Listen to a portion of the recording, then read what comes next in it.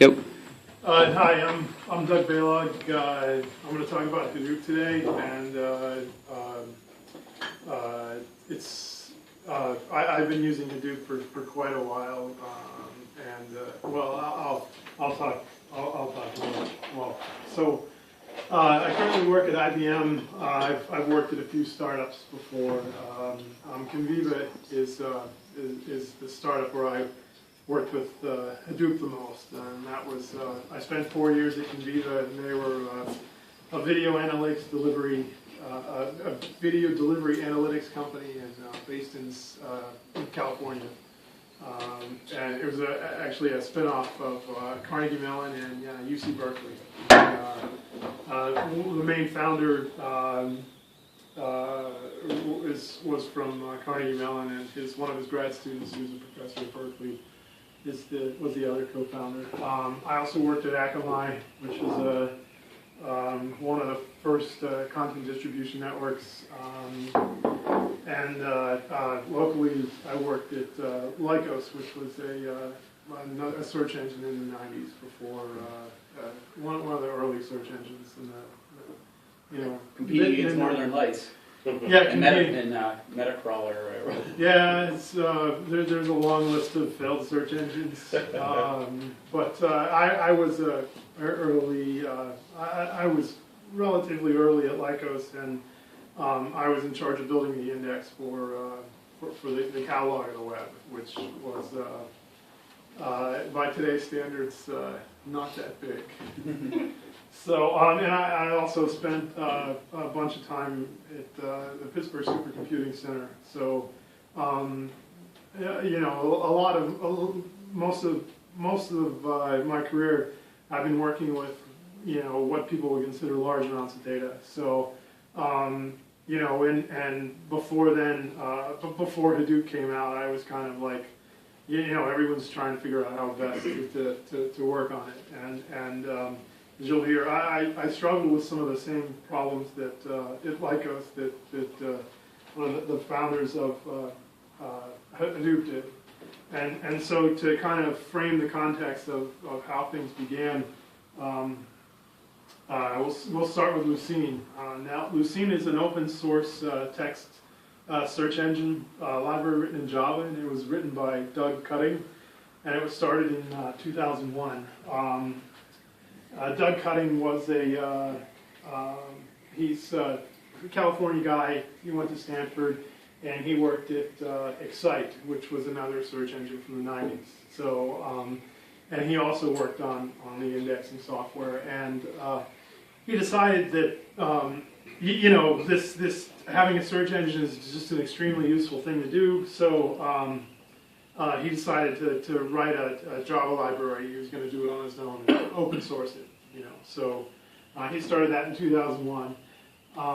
Later on, he decided, well, so his search engine was mainly for you know, internal websites on the scale of a corporate level. Well, he decided, hey, it would be great to have an open source web search engine. So he and another guy from I forget where Mike's from, and I'm terrible at pronouncing names, so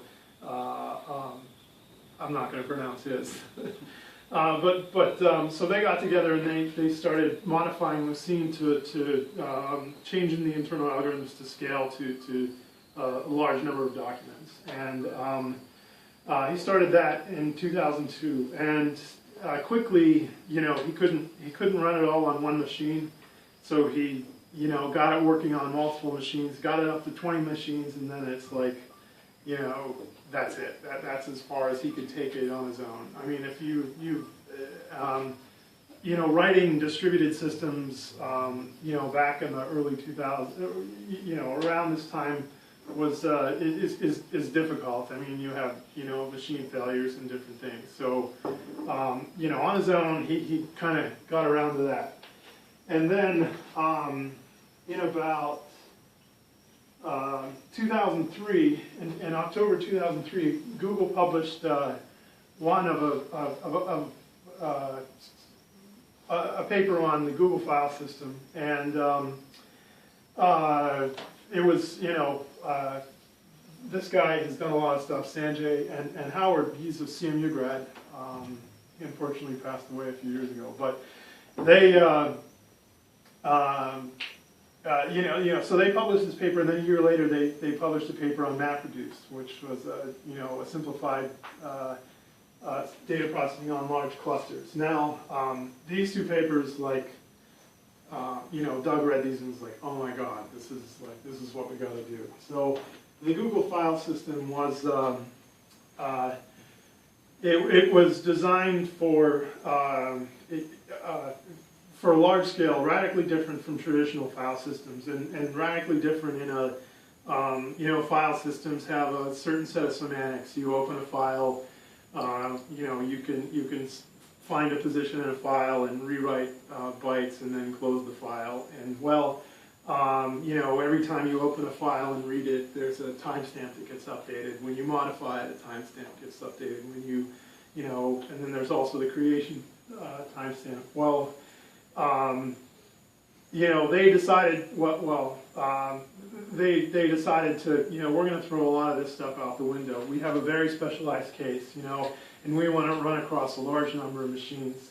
So, we're dealing with relatively large amounts of files, and most of our files are modified by extended to the end, appending to the end. And instead of writing it inside the operating system kernel, we're gonna do it in user level, because it's 100 times easier to debug a user level program than it is to debug a problem in the kernel.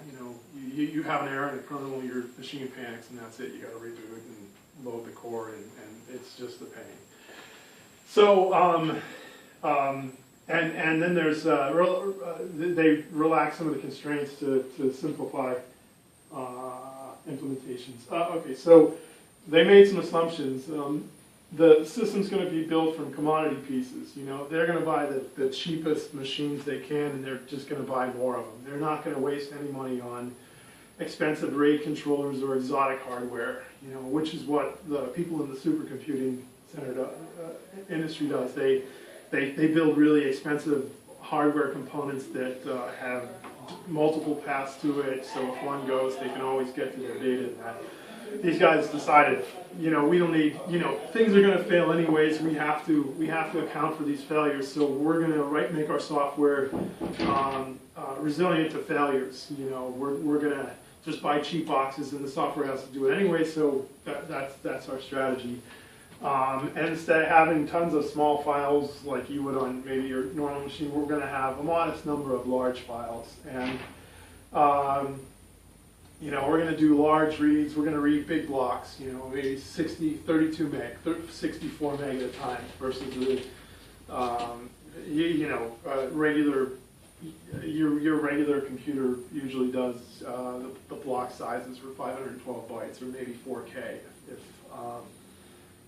if you're running on one of the newer ones. And we're going to do large sequential writes. Disk drives, there's a spinning platter, and they do well with you want to do one big writes. If you do lots of little tiny writes, that causes the heads in the drive to spin, move around a lot, and it's not very not the best way to use a drive.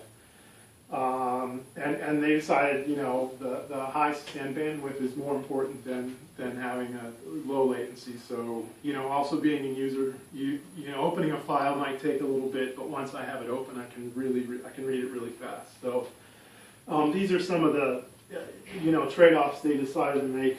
Let's see, I said it's implemented in user space, and they just, there are two different types of nodes in the system. There's a master, which contains all the metadata, directories and permissions and whatever, and that's stored on one server. And then they have multiple chunk servers, which each chunk server serves a block of the file. And chunks are 64 meg or larger, which compared to the regular file systems, 512K bytes, that's enormous. And because we can't really trust disks. If you look anyone here from Seagate or If you look in the very fine print of your disk, there's a unrecoverable bit error rate, and it's something like one bit in every terabyte. You know, we can't detect the error. You know, you're going to get data back, and it's going to have a problem, but we can't detect that. You know, so your file gets corrupted. And so what they decided is we're going to be storing enormous amounts of data, so we need to put additional checks on top of that because we can't trust the underlying disk. So we're going to add checksums on each block, and in order to account for these failures, we're going to replicate the blocks across multiple servers. So if any one server goes down, we can still get at the data by accessing one of the replicas on another. So, I forgot. If any of you have questions while I'm going, please stop me because I tend to go fast, and if something doesn't make sense or you have a question, let me know. Okay. So that's the basics of the Google file system. So then there's a MapReduce paper, and the motivation was they wanted to come up with a way where just any programmer could learn this API and easily write a program to process huge amounts of data, you know, using thousands of CPUs and you know, terabytes of data. And they wanted to make the framework you know, a very thin API layer, but then handle you know, automatically parallelizing the program across many nodes, and handling fault tolerance. You know, if any single node would go down, the framework would automatically notice that failure and you know, trigger another job on another node that's up. So you know, also do schedule different jobs. You know, you might want to have different priorities. The finance guys might, you know, since they pay the bills, their jobs run first, and then those developers maybe later. And monitoring, you know, they wanted a system to also keep track, just basic statistics, so they know, you know, when they need to buy more machines, and things like that. So the actual programming model is the programmer specifies two functions, a map function and a reduce function. And this is sort of and the map function essentially reads in your data and spits out a set of key value pairs. And I'll go more into the key value pairs later. And then those key value pairs get sorted, and the reduce function gets called with all of the values for a given out key. So, and this was inspired by similar primitives in Lisp and other functional programming languages. So, and here's a diagram of what happens is the input is the input file. So the input file is broken up into pieces, and each one of those pieces is sent to a mapper, and the mapper then spits out these key value pairs, and you know, key 1 value, key 1 value, key 2 value, and the framework takes all these key value pairs and it groups them by key, and then it calls your reducer with key 1 and then all the values that contain that key 1. So and your reducer can be called one or many times, and you know, your output of your reducer gets written, and that's the yeah, essentially the output of your job. So, and if any one of these mappers, well, let's see, if any one of these mappers fail, this block, another mapper will get scheduled somewhere else, and the system just handles all the nitty-gritty details about writing a distributed program, and you just you essentially write two functions. So that's this is sort of the everything's Google in these two papers, and it just kind of like rocked the world. So and because so Doug Cutting read these papers and it's like essentially Google they had the same problem that Doug Cutting had, and that's the web is getting bigger and bigger. They couldn't index it on a single machine, so they figured out. They have a lot of really smart people. They figured out, well, here we can do this. Oh, I have a typo. That's supposed to be HDFS. But they figured out that. No, that is Nutch. They figured they came up with this programming model because they were also trying to build an index on their search index, and they were this really worked well for them. So. In 2004, NDFS was started, which is the Nutch distributed file system. And so they wrote the file system first, and then in Java. And then in early 2005, he started writing the MapReduce framework to run on top of the Nutch distributed file system. And Hadoop is named after Doug Cutting's son's stuffed yellow elephant. And it was his kid's elephant was called Hadoop, and it was easy to spell, say, and it was completely meaningless. So you had a built-in logo.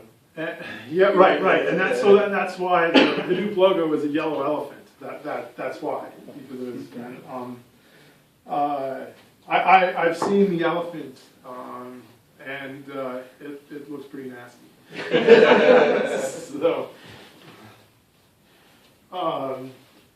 So the Hadoop, so this is all, he's basically started this by copying what Google had. So in HDFS, you have a name node, which is a master, and you have data nodes, which are the workers. So the name node is where all the metadata is stored, and then so he came up with a MapReduce framework, which has job trackers, which keep track of all the jobs running on the cluster, and the task trackers, which each individual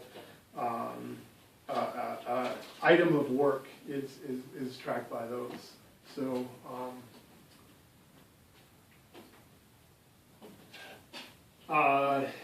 So here's just sort of an architectural diagram of HDFS, and so the client connects. Whenever the client wants to read or write a file, the client connects to the name node. And the name node keeps track of file, home, food data, lives on has blocks, and the blocks live on these servers. And so on the read, the client asks the name node, where does this file live? The name node returns back the locations, and then the client can choose which data node is closest to the client, which could be in the same rack or in a different rack or maybe in a different data center. So as I mentioned before, the blocks are replicated 3 times, and so you can lose any 2 nodes and still get access to your data. And the name node will notice the file blocks that are not replicated. You have a system-wide replication factor, and you can override that per file. But whenever a file doesn't have its blocks replicated, the name node will schedule the blocks to be replicated to available data nodes. So the name node manages the file system tree. It keeps everything in memory. Now this was. As you can probably tell, if we have a single, I can get to my data, if any one of the data nodes goes down, I can get, there's 2 more that have the data, but since there's only one name node, if that goes down, what happens? I can't get to my data. So, but implementing a single process to manage all this was their goal was to get this up and running fast, and they kind of waved their hands and said, we'll take care of this later. So, and the Hadoop guys did the same thing. But the problem is that it's a single point of failure, which is, not that great. So the data nodes read and writes blocks to the local disk. And I mentioned the checksums earlier. When they're idle, they periodically read all their blocks on disk and verify that the checksums are, that the blocks, the checksums match the blocks. And if they don't, it will delete the block. The name node will recognize that, hey, this block is only replicated twice, and it will trigger replication of the block to another data node. And you'd be surprised how often you have blocks, like there's constantly blocks being replicated. It's pretty scary when it actually comes down to it, because, I mean, you trust your disk, you trust the data. So the job tracker and the task tracker. So the job tracker, I would write my Hadoop job and in Java, and I submit it to the job tracker. Now it copies. I put my program inside a jar with all its dependencies, and that jar file is a container for all of my code, and it gets sent up to the job tracker. The job tracker schedules it and then looks at your input. Because our input files are distributed, broken up into blocks, and these blocks are replicated, it will schedule the map task on the data nodes where it tries to schedule the map task on the data nodes where the blocks live, so that you'll be reading from local disk instead of reading from across the network. So, and then as these jobs finish, it keeps track of how far along, how many blocks they read out of how many, and gives you some nice little, I should skip to that. So manages user jobs made up of maps and reduces. The maps are based on the input file, and the reduced tasks are user configurable, depending on what the output, what the output of your map tasks are. It splits it up into so many pieces so that each reducer task works on maybe one end of the data. Schedules map reduced tasks, reschedules failed tasks, and the scheduler tries to schedule right map on the data nodes. And this is also, the job tracker is also a single point of failure. Yeah, this is, in most, I'll talk about it later. So, right, the task tracker runs on, so the data nodes have two purposes. One, they store the files on their disk, and two, they run task trackers, which the CPUs of the data nodes are used, the CPU memory are used to process the map and reduce tasks. So the task tracker runs the job, reads, if you're lucky, reads the block off of a local disk, and writes the output to the local disk, and then reports its status back to the job tracker. And then when all the map tasks are done, then the job tracker schedules the reduced tasks. Now, I'm gonna. I haven't talked much about. Okay, so what are these? Okay, I get it. The maps. There's a map and there's a reduce, and the map outputs key value pairs. But what do these things look like? So the canonical Hadoop example is WordCount, and this is so what a search engine has to do is it takes it downloads a web page. It has to create an inverted index. So what it does to do that is it takes each word in the document and the position and creates a list of all the words in the document and the position that it occurred in the document, like maybe what field it was in, if it was in the title, if it was in the body,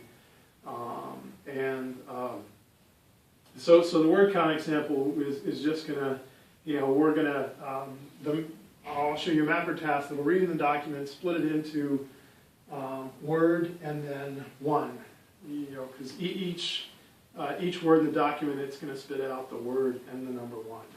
And then the reducer is gonna take the word and all of these counts, which in our example are gonna be one, and it sums them up and then it emits the word and the total count. So, is that, everybody understand word count? It's, okay. So, in our example, for instance, this input task is the map input would be to be or not to be.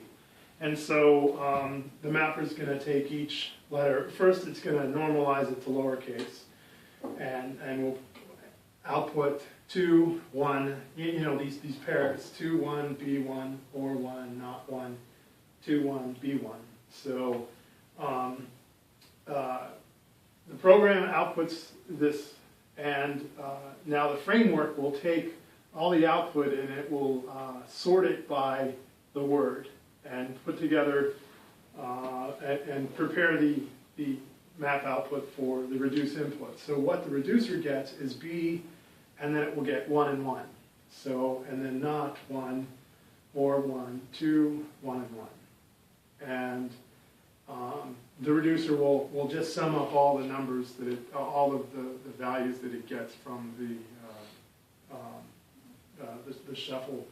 And what you end up with, B occurs twice, which is 1 plus 1, not once, or occurs once, and 2 occurs twice. So that's make sense. It's a pretty simple example. So now here's the Java code for the map. So what you have, if there's any programs here, you have to create a class that extends the MapReduce base, and you have to specify the types of your input and output. So our input here is text.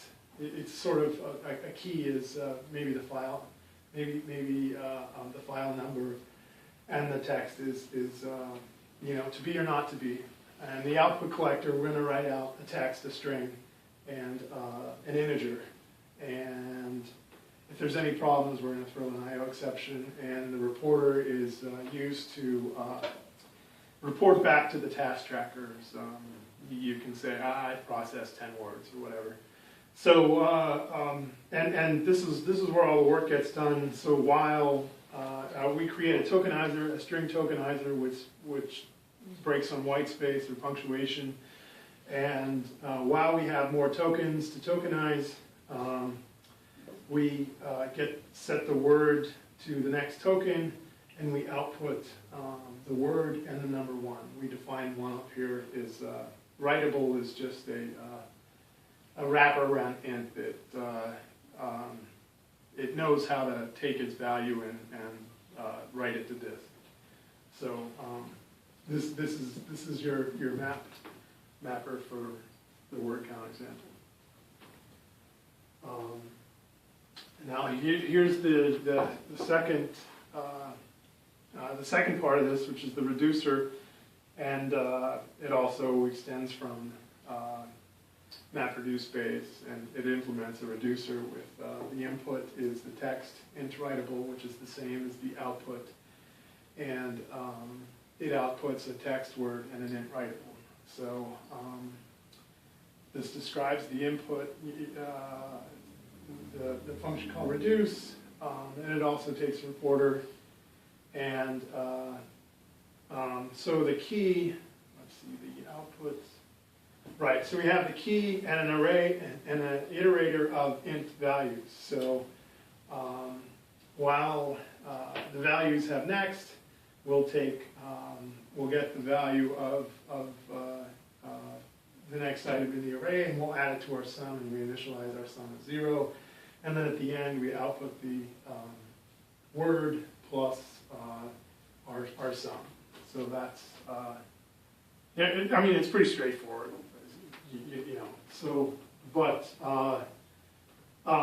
you know, this is, you know, if I want to process a terabyte of text, like, all I have to do is write, you know, count the number of words in Wikipedia. You know, I can download the Wikipedia into HDFS, you know, and run a Hadoop job, and it will read it in and tell me, you know, here are all the words in Wikipedia and how many times they occur. I mean, with this is probably maybe 20 lines of code, and then I have to, there's some additional code, but this is sort of administrative stuff to set up the mapper class and the reducer class. Yeah, and this is just boilerplate. So, you know, 40 lines of code, and I can write a program that will process a terabyte of data. And you know, if a node fails in the middle, doesn't care, take care of it. So, I mean, it's just really impressive. So, you know, any questions? I mean, I have one, but you know, now you know, okay, great, you can count the number of words, but what are some of the things that people are doing with this stuff? Well, so if you can take an algorithm and map it to the MapReduce framework, you know, you can do a lot of clever things, and so, you know, what are people, you know, using this for? And here are, you know, here are some of the things that various, you know, people have things that they have done with Hadoop, and so I'll talk, like, so at Conviva, where I did most of my stuff, we mainly used it for log processing. So let's, so at Conviva, you know, we did video delivery analytics, and we were a CMU Berkeley startup. And what we were set up to do initially was peer-to-peer video delivery. You know, if you want to watch video on the internet, you know, the two cases where, you know, it's March Madness.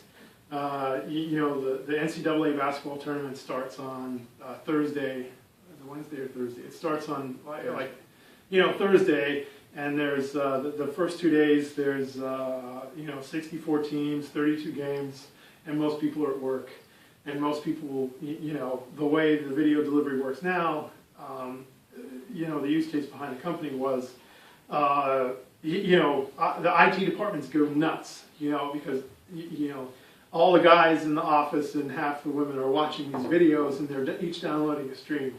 So what Conviva came up with at Carnegie Mellon is 3 people would watch the stream, and their computers would distribute it to everybody else inside of the company. So it was a pretty good idea, but it didn't really work out that well because the content companies heard peer-to-peer, they thought BitTorrent, and you're going to steal my content. So that side of the business didn't really take off, but what we had to do in order to charge the customers based on the number of bits that our system delivered was we had to have, we put a little piece of code in the Flash video player that would send telemetry data back to our data centers, and this telemetry data would tell you the amount of buffering, record their IP, which browser they were using, which OS they were running on, what version of the OS.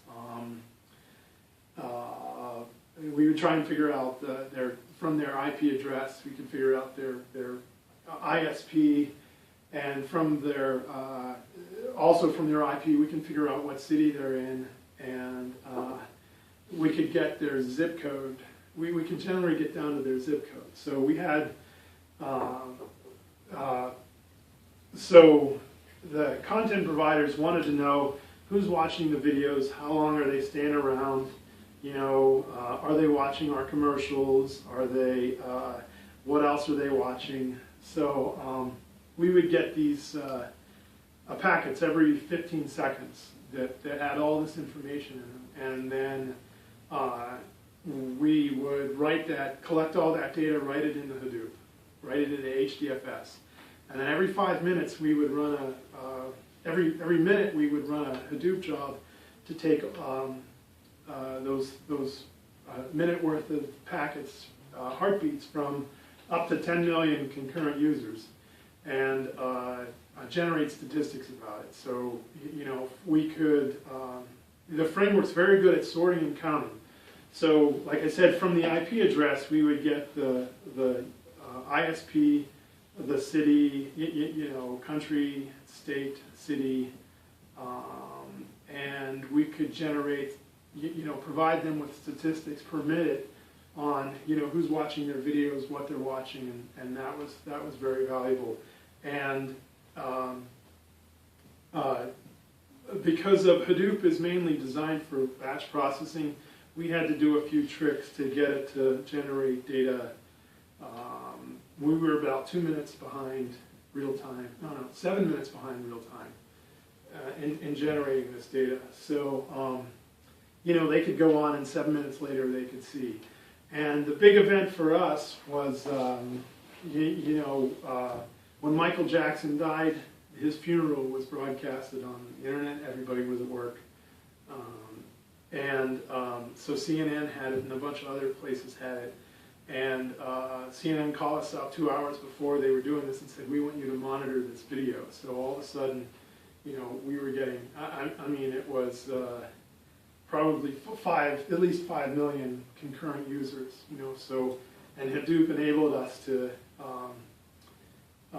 process all this data in real time and generate, statistics for them so they knew, and then what they did was they took this data and they called their, because CNN, they work on ad revenue. So, they got this data 7 minutes after the fact and got, they could call up their advertisers and say, hey, we got 5 million people watching. Here are the demographics about them. Do you want to buy a spot in 5 minutes? We could put your commercial on for this amount of money. So, when the advertisers were like, well, yeah, anything to get our ads in front of eyeballs. So, that was, and there was no other way that we could have done that. Set up a system like that for processing.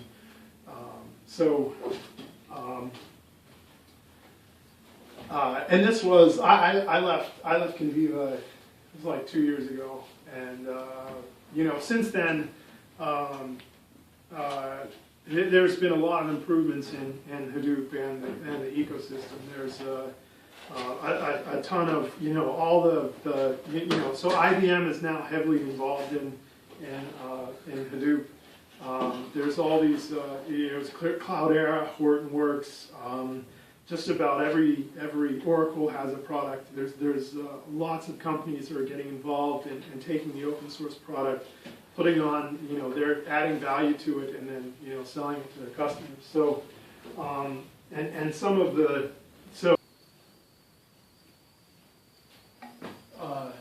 okay, so Hadoop has spawned this whole ecosystem of other software, other free software, and some of the bigger ones is because MapReduce is kind of hard to use. It's, for developers, is now there's quite a few projects to do SQL on top of Hadoop. It's like, it seems like another one every week. There's Hive, there's Presto was just announced by Facebook last week. Cloudera has Impala, IBM has Big SQL. There's this new Apache I never heard of that I just heard about it this week preparing for this. There's something called Shark, which is built on Spark, which is another framework in Phoenix. So those are, if you're gonna, if you want to get into Hadoop and you already know SQL, then one of these is like a great, is kind of a great way to get started. You don't have to learn a lot to get going. Another is HBase, which is I'll talk about. There's a few other technologies. So HBase Another Google paper, they published a paper called that described a system that they had called Bigtable, which is a huge scalable distributed key value store. And if you have a key value store is kind of the lowest level of the. If you can store keys and values, you can build lots of interesting things on top of that. So there's now an open source, so the open source community is like, hey, that's a great idea, let's implement it. And this is their version of that. Let's see, Pig hasn't really, Pig was, Yahoo's like, we can't be teaching our developers MapReduce, so they decided, well, we're going to come up with this new language called Pig, this new language called Pig Latin, and we'll teach our analysts Pig Latin, and enable them to write these MapReduce jobs. We'll convert Pig Latin into MapReduce, and then we'll run that. Well, they did this, and they had thousands of analysts trying to learn this, and it wasn't very successful. And Facebook, on the other hand, said, well, we already have analysts that know SQL, so let's write SQL on top of Hadoop. And so their first attempt with that was Hive. And they were like, well, let's do an SQL-like thing, because doing the full SQL 92 or whatever the latest version of SQL is actually hard. And then just last week, they released a new thing called Presto. So those are just sort of two projects that help you build applications. And then Zookeeper, unless you're a developer, you're not really going to care much about this, but it's a centralized configuration and a distributed synchronization system. And what if you write distributed systems, one of the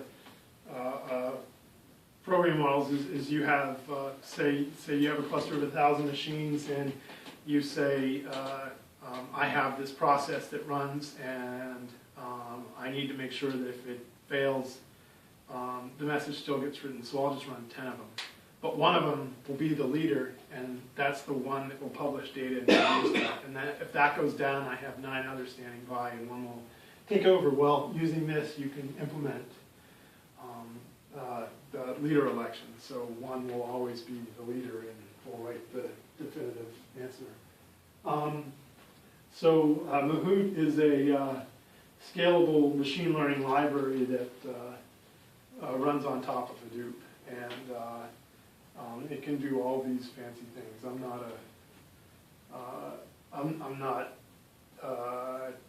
not in machine learning. I mean, it's interesting, but I don't have the math to do that. But so free software. And then there's an interesting project is whenever you're writing all this data into Hadoop, and you change it, and you have to read it in a week later, but you change the, maintaining the different versions of the files.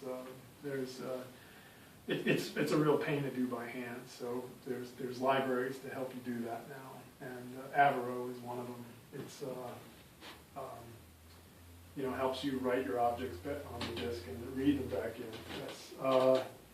Let's see. Impala is just another SQL like on top of Hadoop.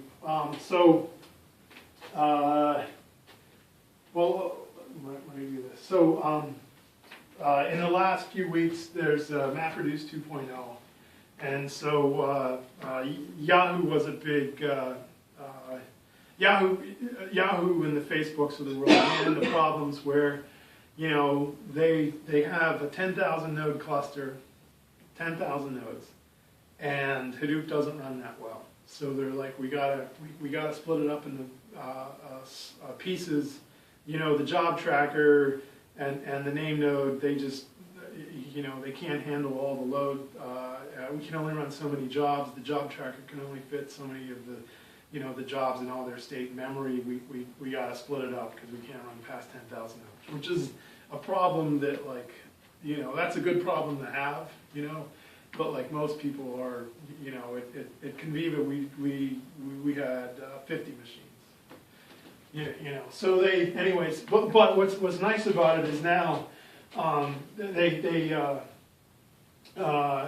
separated the resource management from the actual application, and so now they have this level called YARN, this process called YARN, which stands for their original acronym was yet another resource manager, but then, like, you know, the marketing people were like, that sounds terrible. Well, and then so they went to the next letter, and it's called YARN, which is a lot better than YARN, right? But now they've changed it, and they now call it yet another resource negotiator. So, so now they separated. Now you can write applications to run across the Hadoop cluster, but that are not MapReduce. So now you can do things that you know the MapReduce isn't really useful at. So this is actually very interesting, and you know, this just got released maybe a week or two ago, so that's kind of an exciting thing. So what, you know, hey, this sounds great. Now what? What's my next step? Well, I'm the co-organizer of the Pittsburgh Hadoop Users Group, and we meet every third Wednesday of most months. We've been pretty good. And we might shift it a day or two if we can get a speaker to come in and talk. And we have different users come in and give talks about what they do, what they're using, and it's just sort of a place to network with other Hadoop users. There's probably the best book is by this guy, Tom White, Hadoop, the Definitive Guide. And there's also mailing lists at Apache.org, and there's an IRC channel. So that's it. Any questions? Yes, Eric. Can you just talk about either, you know, I thought the Conviva project you were working on gave me a pretty good frame of reference for what Hadoop's used for. Did you have any other either, you know, projects you can discuss, or, you know, any other companies you know that are doing really cool things with either Hadoop or any of the other tools or technologies you talked about? Yeah, so let's see, lots of lots of log processing. There's a guy at CMU. He's in the PhD program between Pitt and CMU. So what he's trying to do is he's loading. He's doing image processing, and he's working in a group that's doing research on cilia, which are the little tiny hairs in your body that do various things. And there's a whole class of diseases that are caused because your hairs don't move in the right way. And so what he's doing is, one, he's taking, so when they think you might have a problem that's related to this, they take a microscope, take some cells, and put them under a microscope, and then they film how the cilia, you know, wave. And so what he's doing is he's taking these slides and these images, and he's loading them into Hadoop, and he's using some of the machine learning algorithms to categorize, well, you know, when it goes like this, we're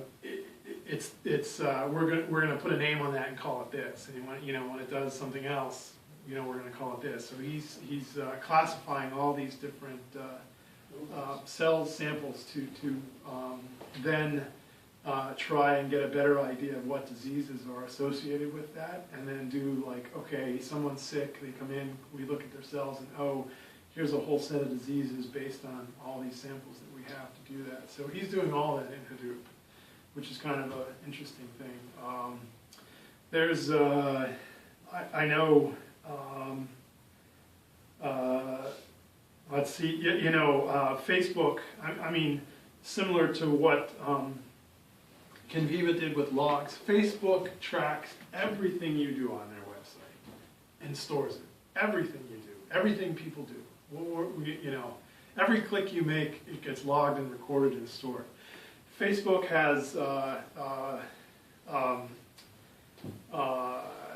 on the order of 500 petabytes of data.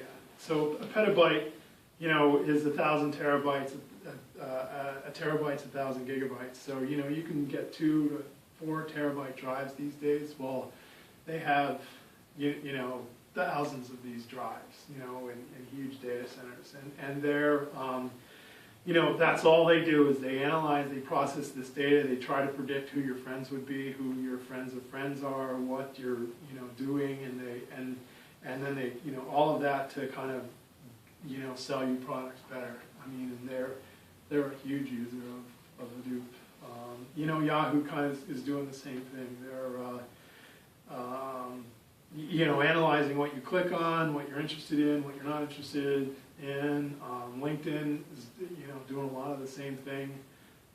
Could you, like for the LinkedIn example or Facebook, you haven't seen them, you haven't done the work, but maybe break down some kind of an example of like how Hadoop would actually be used to track and then monitor and then report to somebody's clicking activity or their friends. Or so something like that. the JavaScript in the browsers these days, every if you move your mouse, you hover over an ad, they know that. They can trace your path through their site. Say LinkedIn, you go to their homepage, you click on one of the articles that they that they suggest to you, then they record that, and then they say, well, we showed him these 10 articles before, and he clicked on this one, so let's try to show him more articles similar to that one, where similar is, they have some way of determining similar. I mean, so it's basically the same, I guess kind of related to the question I was asking you in the break. In my simplistic mind, this is just giving you the ability to analyze this data, which you could do in a relational database, but just at a much more massive level in Hadoop, I guess. Is that right? Just kind of looking at the interactions that they've had and then kind of pulling out, this person did this, okay, therefore they now see this kind of thing. That's if you want to look at it, it enables you to do this. Databases, scaling a database to the size of like somebody like Facebook is just not really, they don't. Right, so you leave the relational architecture and just get into the Hadoop. Right. And so with Hadoop, you make one pass through all the data. Where you have to, that's one of the things with all these. Hadoop doesn't really have indexes on top of the data. So what it does, where a relational database will have a table with an index and another table, they might share the same key. Well, with Hadoop, there's no, there's not really indexes on top of it by default. So, but we can read through this amount of data using 1,000 machines and do it faster than because any it's other. of its architecture with Yeah, the right. driver and all the rest of it. Right.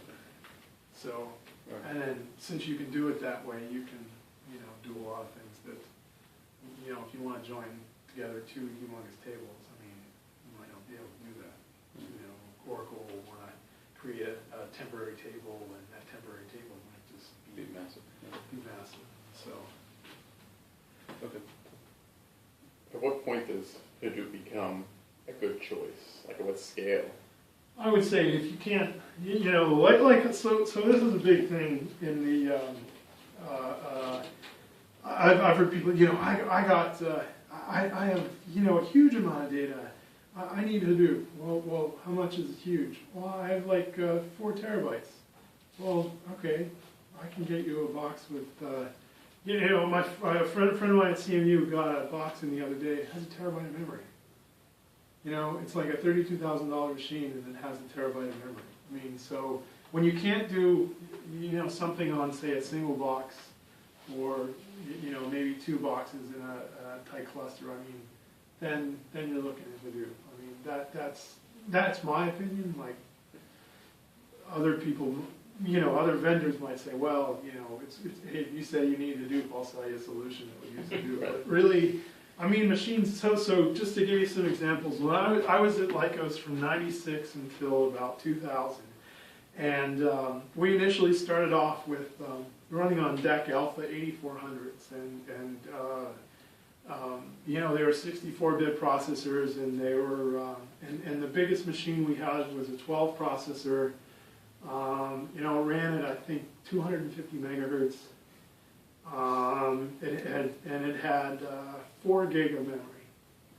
You know, and it was it had a separate cabinet, and this is like, you know, refrigerator-sized machine.